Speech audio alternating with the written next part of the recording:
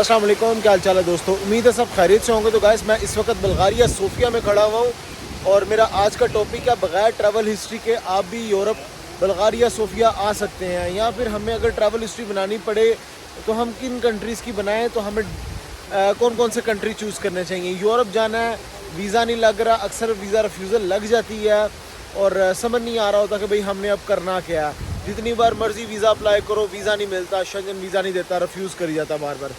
देखें दोस्तों, first of all मैंने अपनी काफ़ी सारी वीडियोस में बताया है कि बल्गारिया जो है वो यूरोपीय यूनियन का पार्ट है, यूरोप में आता है। यूरोप का फर्स्ट कंट्री कह सकते हो इसको, क्योंकि तुर्की के बाद जो कंट्री लगता है वो दो हैं, एक बल्गारिया लगता है, दूसरा ग्रीस लगता है। ग्रीस शेंगन का पार्ट है, बल्गारिया शेंगन का पार्ट नहीं है। और बल्गारिया की अगर हम हिस्ट्री की बात की जाए तो बहुत पुरानी इसकी तारीख़ है, हिस्ट्री है और यूरोपीय यूनियन का भी हिस्सा है। शेंगन की तरह का स्टिकर है, शेंगन नहीं है लेकिन शेंगन की तरह का स्टिकर ज़रूर है। अगले साल या उससे अगले साल इसने शेंगन में चले जाना है। अगर इस साल नहीं गया तो 1-2-3 सालों में इसने चले जाना है। लाइक क्रोएशिया नहीं था शेंगन का पार्ट, यूरोपीय यूनियन का हिस्सा था। यूरोपीय यूनियन के जो पार्ट्स हैं उनमें मैं बताता चलूँ, क्रोएशिया था, उसके बाद आयरलैंड है, साइप्रस है, ग्रीस साइप्रस जिसे कहते हैं, उसके बाद रोमानिया, बल्गारिया, ये कंट्रीज़ जो है ना उसमें यूरोपीय यूनियन का हिस्सा हैं। लेकिन शेंगन में इस साल चला गया क्रोएशिया। इसी तरह ये जो बाकी कंट्रीज़ हैं इन्होंने भी एक एक करके शेंगन में चले जाना, चाहे वो इस साल जाएं या अगले साल जाएं या कभी भी चले जाएं।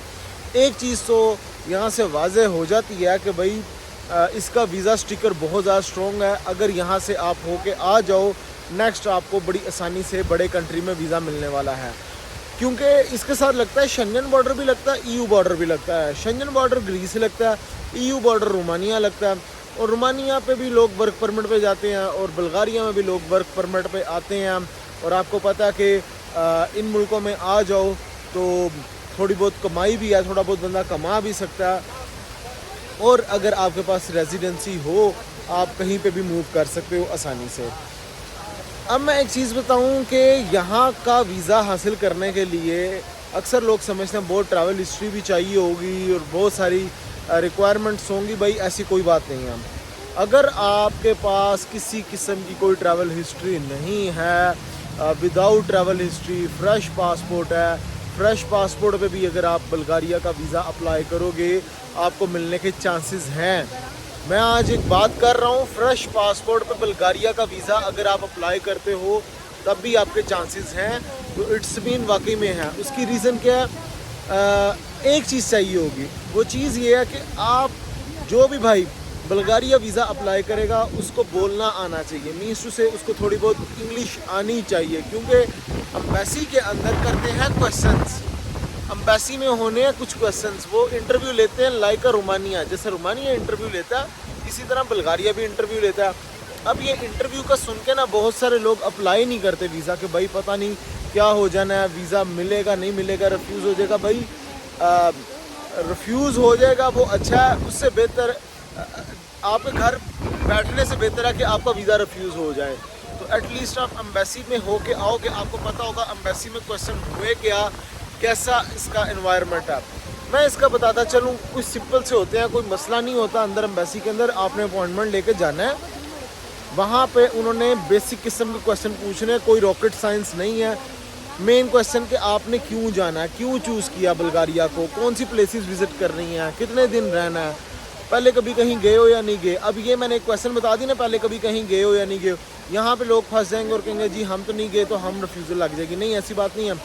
अगर आप उनको सही तरीके से सही आंसर दोगे दोस्तों, आपको इनका थोड़ा, मैं एक चीज़ बोल देता हूँ, अगर आप किसी कंट्री में जा रहे हो उस कंट्री की थोड़ी सी सर्च कर लो पहले। अगर आपने सोफिया आना है, क्यों सोफिया आ रहे हो, इसके बारे में थोड़ी सर्च कर लो, बेस्ट प्लेसेस देख लो, अपना आंसर थोड़ा सा डिफरेंट कर लो। उसके बाद एम्बेसी में जाके आंसर करोगे आपको डेफिनेटली मिलेगा। देखें, हमारे अक्सर लोग क्या करते हैं, एक ही तरह की ट्रैवल हिस्ट्री बना रहे होते हैं, जिसमें से मोस्टली क्या था, Thailand, Malaysia, Indonesia, Singapore, Philippines, Egypt, south Africa, ये ट्रैवल हिस्ट्री के हवाले से बहुत अच्छे कंट्री हैं, लोग जाते भी हैं। और मैं अक्सर कहता हूँ अपनी थोड़ी सी ट्रैवल हिस्ट्री डिफरेंट बना लो। अगर आपने यूरोप की ट्रैवल हिस्ट्री बना ली, फिर नेक्स्ट आसानी से शेंजन वीज़ा लेने में आपको आसानी होगी। देखें, अगर आपने बल्गारिया का एक बार ट्रैवल किया, क्योंकि ये लगना है यूरोप के साथ, जब यहाँ से होकर आप वापस जाओगे उसके बाद शेंजन वीज़ा अप्लाई करोगे तो उनको पता होगा इस बंदे के पास ऑलरेडी यूरोपीय यूनियन का वीज़ा था। अगर इस बंदे ने इलीगल एंटर होना होता तो वहाँ से भी हो सकता था, अगर लीगल भी होता तो वहाँ पे परमिट वगैरह लेके भी आ सकता था। और ये बंदा पहले ही यूरोप से होके आया हुआ EU के कंट्रीज़ में से, तो इसको वीज़ा देना चाहिए। हाई चांसेस हो जाते हैं वीज़ा मिलने के, ये एक रीज़न होती है। अब सेकंड थिंग इज़ डैट के अगर आप नहीं भी शेंजन वीज़ा अप्लाई करते, एक बार होके नहीं भी शेंजन वीज़ा मिलता, एक बार होके यहाँ से चले जाते हो, 1 साल में या 2 साल में इसने शेंजन का पार्ट बनना ही बनना है, आना ही आना है। उसके बाद आप अगेन इसी का कंट्री का वीज़ा अप्लाई करोगे, डेफिनेटली आपको वीज़ा मिलेगा। आप शेंजन वीज़ा मिलेगा तो फिर आप कहीं पे भी मूव कर सकते हो। क्योंकि दोस्तों मैंने इसका बताया डेटेड वीज़ा होना है। Dated visa same to same जैसे यूरोप वीज़ा देता अपना, सेम ये भी उसी तरह ही डेटेड वीज़ा देता है। इसके और यूरोप के वीज़ा में, शेंजन वीज़ा के में फ़र्क जस्ट इतना है कि भाई इसके ऊपर शेंजन स्टेट नहीं लिखा होता, इस पर सिर्फ बल्गारिया लिखा होता है, और शेंजन वीज़ा के ऊपर शेंजन स्टेट्स लिखी होती हैं, दैट्स इट। और कोई फ़र्क है ही नहीं इसमें। अब देखें कुछ ऐसे भी कंट्रीज़ हैं लाइक बोस्निया, मोंटेनेग्रो, अल्बानिया और मैसेडोनिया, सर्बिया, मोल्दोवा, बेलारूस, ये वो कंट्रीज़ हैं जो कि यूरोप में तो हैं लेकिन ना ही वो यूरोपीय यूनियन में है, ना ही EU में है और ना ही शेंजन में है।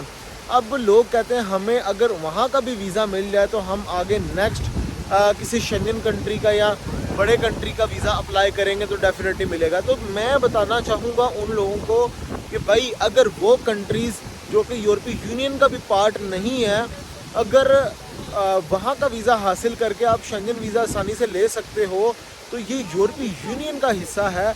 अगर इसका वीज़ा मिल जाए तो आपके चांसेस मोर देन हाई हो जाएंगे कि आप बोस्निया, सर्बिया वगैरह एक बार ट्रैवल करो। तो गाइस बाकी जहाँ तक डॉक्यूमेंट्स की बात है तो सिर्फ इसकी 3 मंथ की bank statement, passport picture, NOC होना चाहिए। अब बैंक स्टेटमेंट बात कर दी है तो दोस्त कहेंगे कि भाई बहुत हैवी किस्म की चाहिए। भाई 5-7 हज़ार दरम, 10 हज़ार दरम के इक्वल भी आपके अकाउंट में होगा तो मोर देन इनफ है। बस आप जस्टिफाई करो एम्बेसी में जाके। तो गाइस सिंपल सी वीडियो, लेकिन शायद किसी के काम आ जाए। अप्लाई करो वीज़ा, खुद अप्लाई करो, लग जाएगा। नेक्स्ट वीडियो में मिलूंगा नए टॉपिक पे। ख्याल रखें अपना, टेक केयर, अल्लाह हाफिज़।